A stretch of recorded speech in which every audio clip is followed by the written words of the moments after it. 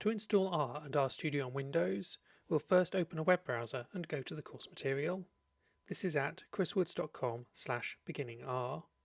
Now to install RStudio and R on your computer, you must have administrator, superuser or elevated user rights.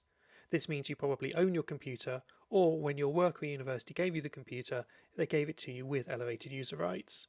If you don't have elevated user rights or administrator permissions, you will need to install RStudio and R using your school's, universities or workplaces, software catalogue or software centre. If R and RStudio do not exist in these, then you'll need to talk to your IT services department. Now to install R and RStudio on your computer if you do have administrator rights, we will now follow these instructions. From the course material, as we scroll down, we will be able to find links to the installation instructions. Here is the link for Windows to install R, so we will now open this in a new tab. We will see immediately that here is the link to download R for Windows. If we click on this, it will download R. Now I have downloaded this already, and so I have this available in my downloads. Once R has been downloaded, if you click on it, it will install R.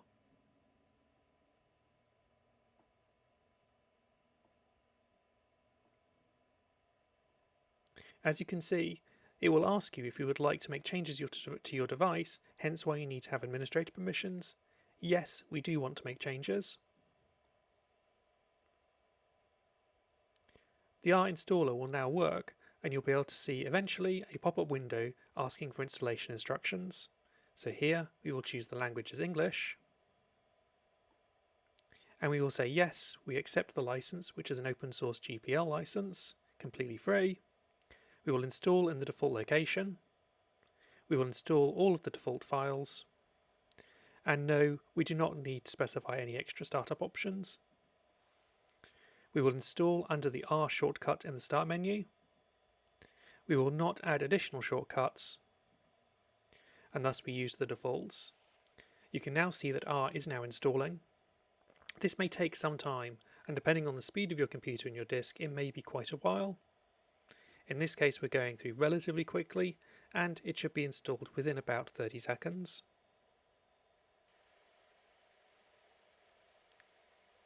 Okay, the software has now been installed. We can now click Finish. Now that we have installed R, we now need to install RStudio. We can scroll down on the course material page and we'll find a link here to the RStudio website. I will open this in a new tab.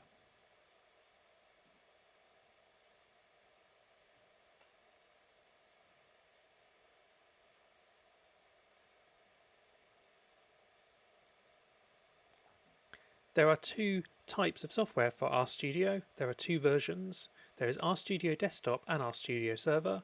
We will be installing RStudio Desktop. There is an open source free edition plus also a paid for Desktop Professional edition. We will be installing the open source edition, so we'll click the download link here.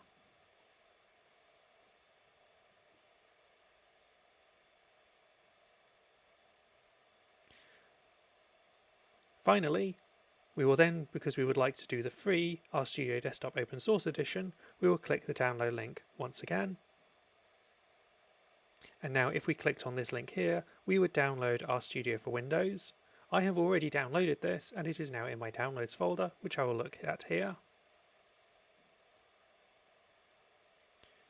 Once RStudio has downloaded, you can click and run the executable.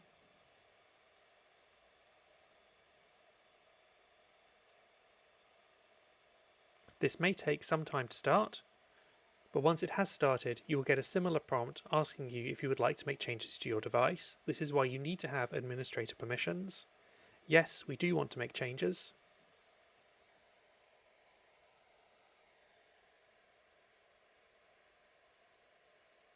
The RStudio installer will now run, and after a period of time, it will appear on the screen. We can now close the web browser.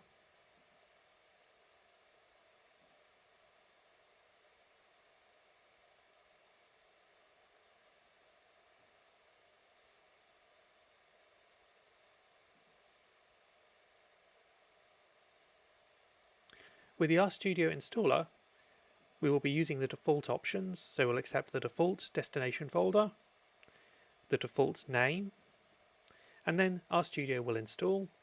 This may take quite a long time as there are many files to be installed. Now that RStudio has been installed, we can click Finish to exit the installer. To start RStudio, we go to the Start menu and find RStudio in the list. It will be listed under R.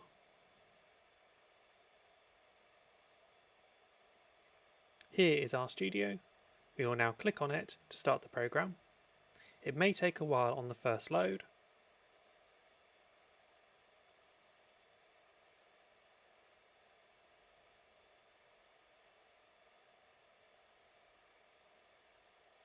This is a standard screen when you first open RStudio. On the left we have the console, terminal and jobs, and on the right we have here a file browser. We are going to start the terminal, so if we click on the middle tab Terminal, this will start a terminal for the computer. This may take some time to start. This is a prompt at which you can type commands to control the computer. Next we're going to start a new R script, so we go File, New File, and then R script. That has provided here a space to type R commands into a text file. We are going to type in the command print hello from R exclamation mark, and notice this is in double quotes with round brackets. We will now save this text file by clicking the save icon. We will save this to a file called script.r, and you can see that has appeared here down in the file browser. Now in the terminal we may need to refresh this, so I'll click back to console and then back to terminal. At this command prompt we can now run this script by typing rscript and then script.r. Notice that the R is capital but the rest of script is in lowercase, and the R here is also capital. The script is now run. We have now run R, giving it the command to print hello from R, and we can see here that it has printed hello from R to the screen. With that, everything should now be working and you are ready to continue with the course material.